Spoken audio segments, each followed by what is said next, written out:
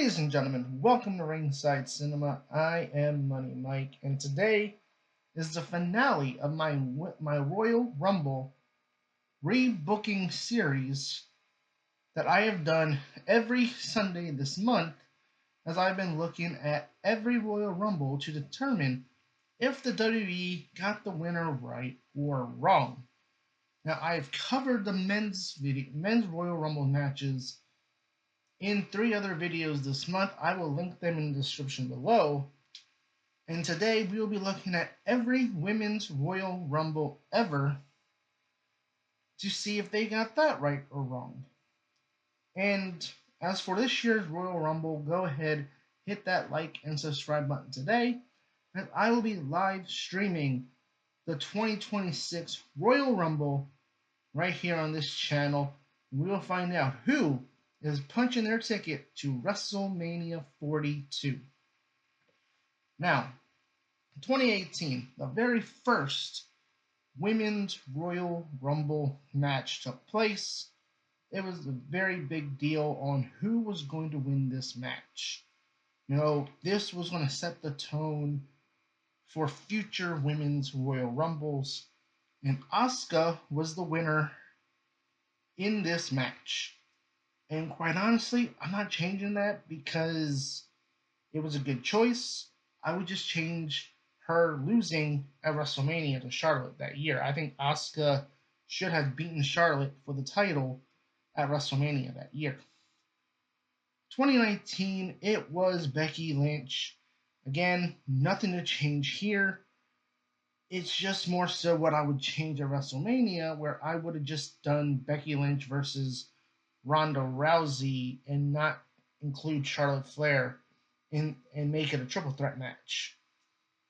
2020, this was Charlotte Flair, who did win the Royal Rumble, but this is where I make my first change because she went on to challenge Rhea Ripley for the NXT Women's Championship, and she didn't need the Royal Rumble to do so because we didn't know that apparently you could use the Rumble win on an NXT Championship. So, yeah. To me, this should have been just Shayna Baszler. She went on to win the Elimination Chamber to take on Becky Lynch. So I would have just given Shayna the win here and just had Charlotte show up in NXT and challenge Rhea Ripley anyway. 2021 was Bianca Belair. Nothing to change here. 2022, this is where it gets interesting because similar to 2004, and you watch that video, I talked about the 2004 Royal Rumble. There's a lot that changes you can make to WrestleMania 20 if Chris Benoit did not win that match. And when you look at 2022, I said it in the last video, the 2022 Royal Rumble was probably the worst in terms of the winners for the Rumble matches because nobody wanted to see Brock Lesnar win it. Nobody wanted to see Ronda Rousey win it. So I think in this case here, I would have, and I did give high consideration here to changing the winner to Bianca Belair and making Bianca the first back-to-back Royal Rumble winner in this case. But I decided to go with Sasha Banks because there was a lot of rumors that Sasha Banks potentially was going to win the Royal Rumble and that it was changed last second.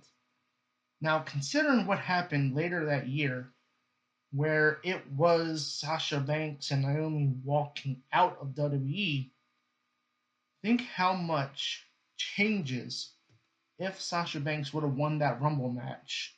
In 2022, she is facing Charlotte Flair for the SmackDown Women's title. She's not in the tag team title scene, meaning Sasha and Naomi, they don't walk out of WWE.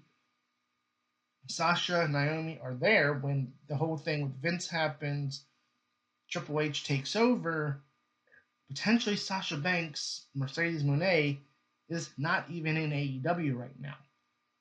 The potential that this had, especially because Sasha Banks, Charlotte Flair, when you go, that WrestleMania 38 was in Dallas, Texas. You go back to WrestleMania 32, which was also in Dallas, the same venue where it was a triple threat between Charlotte, Becky, and Sasha in a triple threat match where Charlotte won.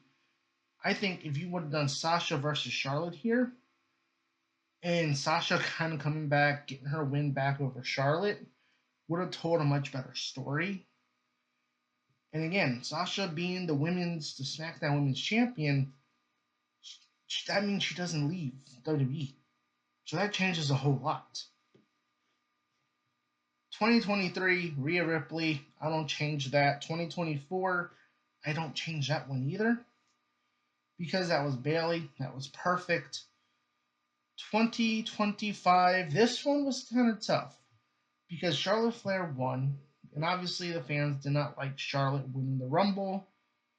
The WWE wanted to present her as a babyface going into WrestleMania against Tiffany Stratton. That did not work. The fans were cheering for Tiffany. And again, I think to me, if you do want to keep Charlotte as a babyface, winning the Royal Rumble here,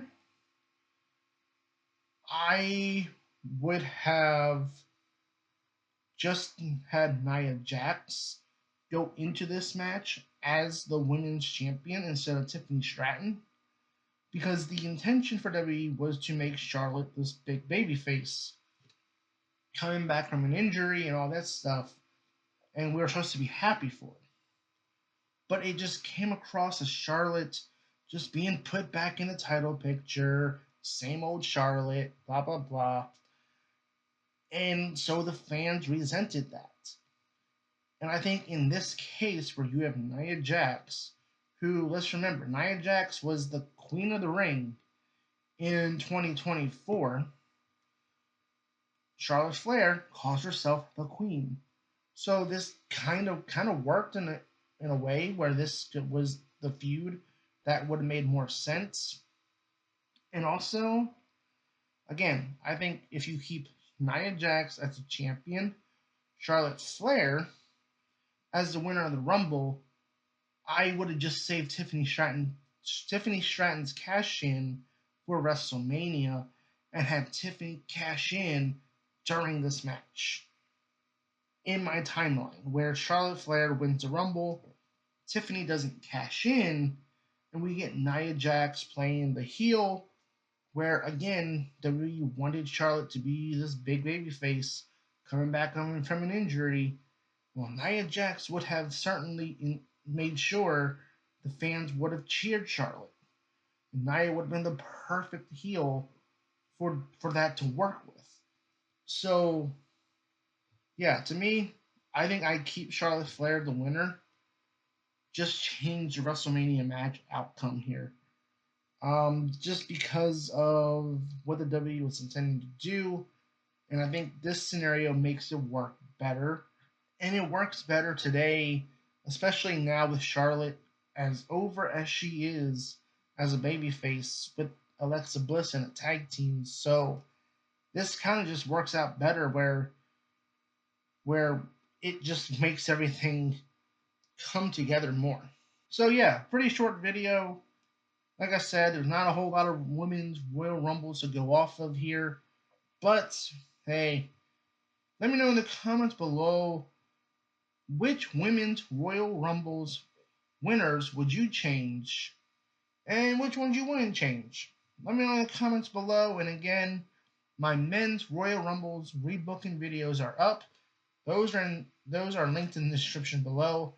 And tomorrow's video will be my thoughts on 2K26, the Attitude Era edition, and the Monday Night Wars edition, with most likely the cover reveal of the Standard Edition coming on Monday Night Raw tomorrow night. I've been your host, Money Mike, and you've been watching Ringside Cinema.